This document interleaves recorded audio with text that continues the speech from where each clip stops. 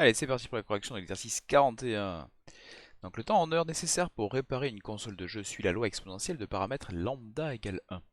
Donc on va appeler grand T, ah bravo, incroyable, la variable aléatoire qui va associer du coup le temps de réparation.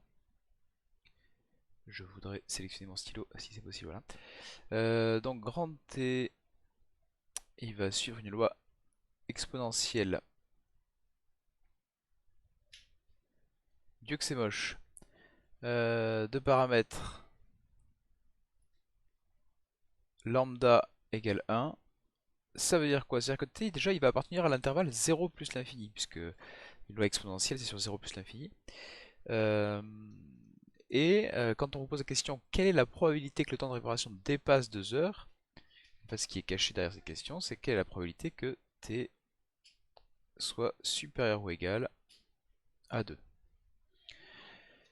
Et pour calculer une probabilité, avec les lois de densité, eh bien, il faut calculer l'intégrale sur un intervalle.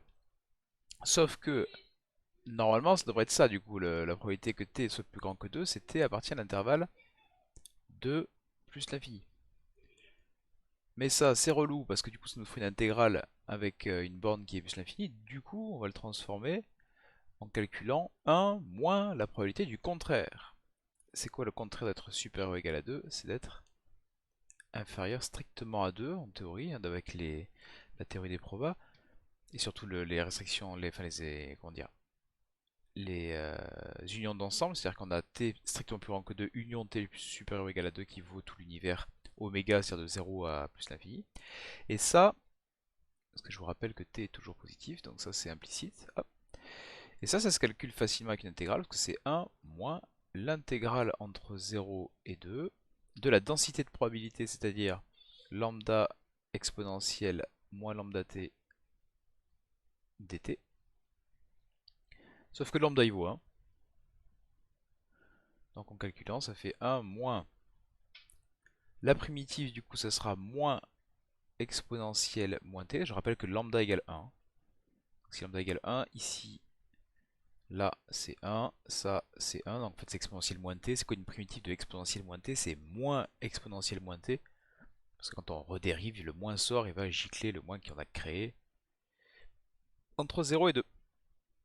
En calculant, ça donne quoi? Ça donne 1 moins la valeur en 2, ça fait donc exponentielle. Ah, c'est un plus parce qu'il y a un moins. Hop, moins moins, ça fait plus.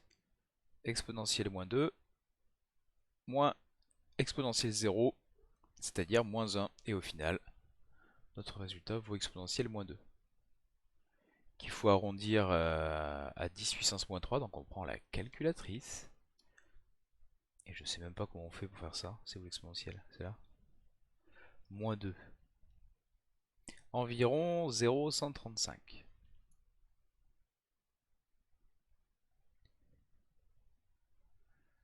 Ok, question 2. Quelle est la probabilité qu'une réparation prenne au moins 4 heures, étant donné que sa durée a déjà dépassé 3 heures? Donc, ce qu'il faudrait calculer, c'est quoi? C'est la probabilité que le temps de réparation prenne au moins 4 heures, ça dépasse 4 heures.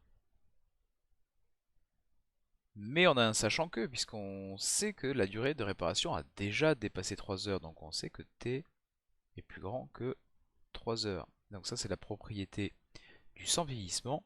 La probabilité que t dépasse 4, sachant qu'il a dépassé 3, c'est égal à la probabilité que t est plus grand que 1. Pourquoi? Parce que vous décomposez en fait ici le t plus grand que 4 en t plus grand que 3 plus 1. Et la probabilité que t est plus grand que 3 plus 1, sachant qu'il a dépassé 3, c'est la probabilité qu'il est plus grand que 1. Et donc là, c'est le même tralala que tout à l'heure, hein. On fait bla bla bla bla bla, exactement pareil. Là, 1 moins probabilité que t est compris entre 0 et 1. Du coup, c'est l'intégrale entre 0 et 1 de x machin, la même densité, donc c'est la même lambda, donc c'est la même primitive, donc tout est pareil, sauf que au lieu d'être un 2 ici, c'est un 1. Et donc le résultat final nous donne exponentielle moins 1. On tape sur la calculatrice avec ses petits doigts musclés. Et on trouve environ 0,368.